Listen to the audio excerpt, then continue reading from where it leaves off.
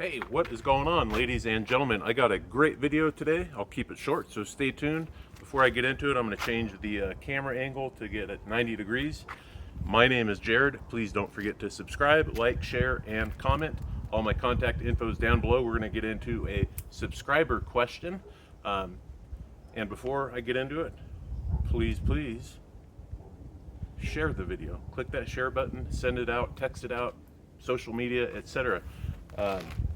I got a good one. Two things to cover today. We're going to cover the grip, and heading back to my last video, if you haven't seen that, I'm going to get into that subscriber comment about how to keep those wrists loaded per se for maximum distance and consistency in the golf swing.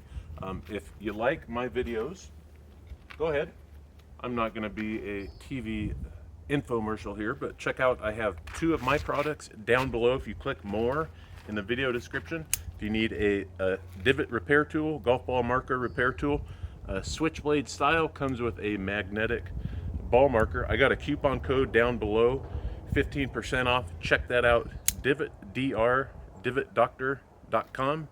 4 colors to choose from. Also, I do have 4 colors of an excellent indoor practice putting device. pressureputting.com,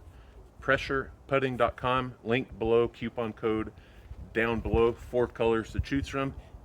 Relatively inexpensive products, guys. If you've been in this hobby, game, sport, whatever you want to call it, to each their own.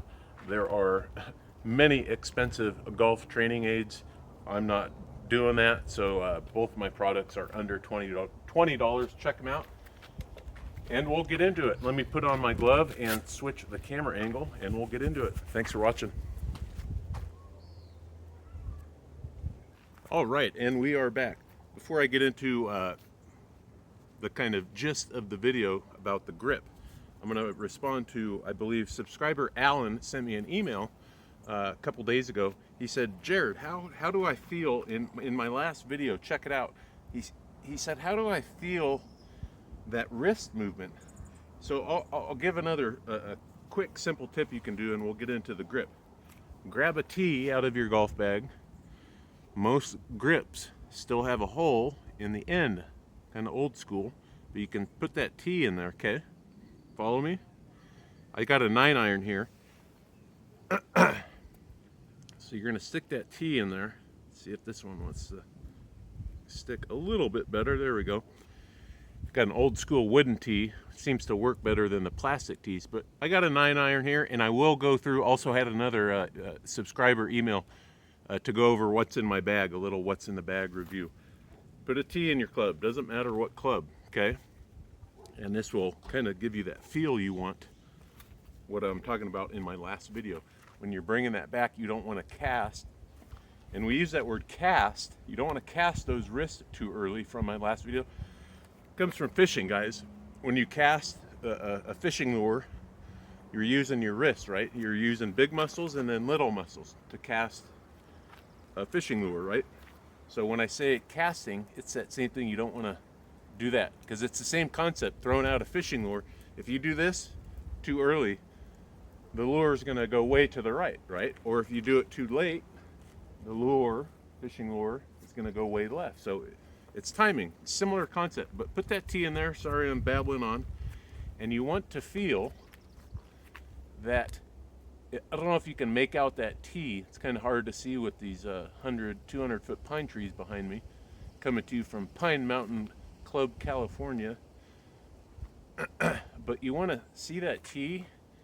You want that tee to be, that's kind of a guide.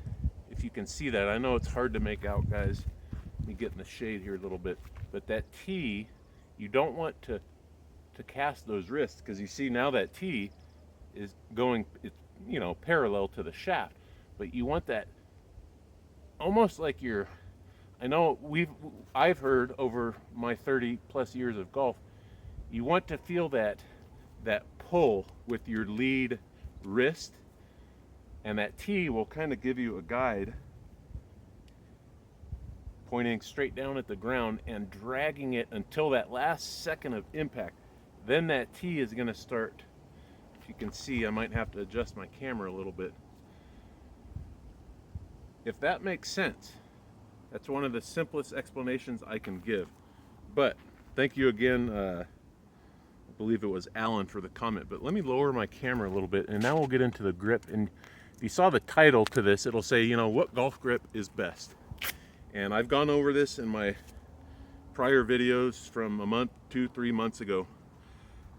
Many different ways to hold the golf club. Beginner golf, and that's what I'm here to help out. And thanks again, everybody watching this channel. It doesn't cost you a nickel. I love helping especially beginner, intermediate golfers.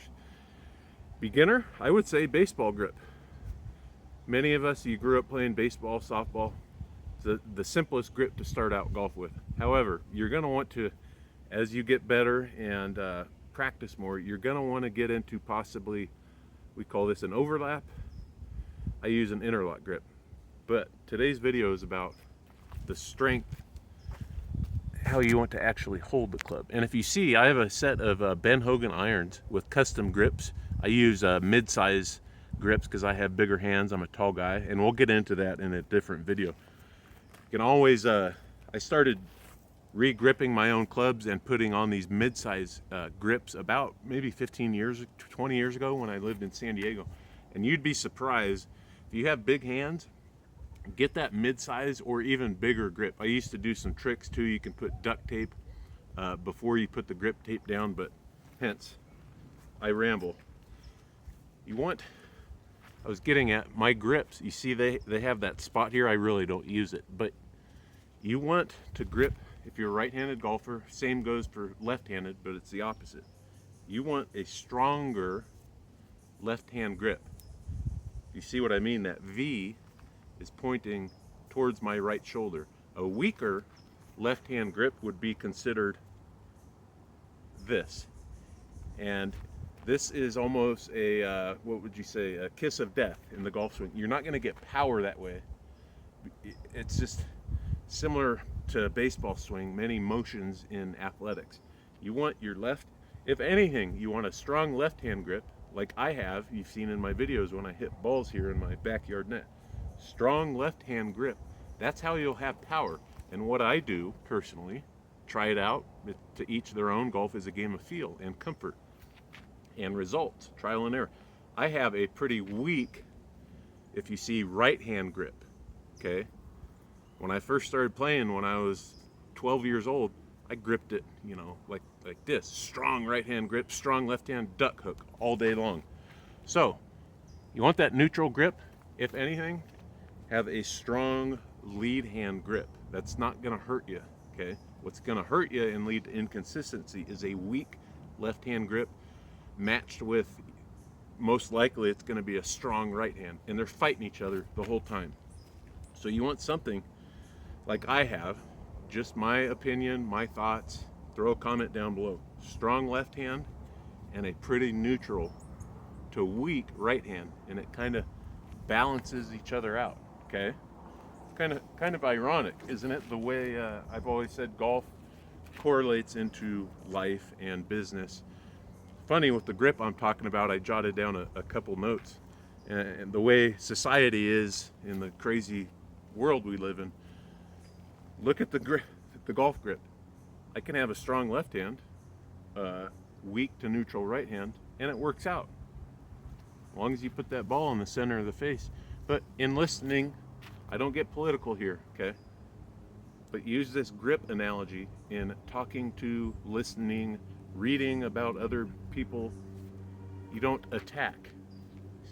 Try and stay a little bit neutral, and things will be okay. I'll leave you with a view from Pine Mountain Club, California. Not sponsored by Callaway, by the way, but next couple videos I'll be hitting some balls, have some great ideas for videos. So God bless, take care, have a awesome rest of your Sunday afternoon and a positive start to the week. Take care.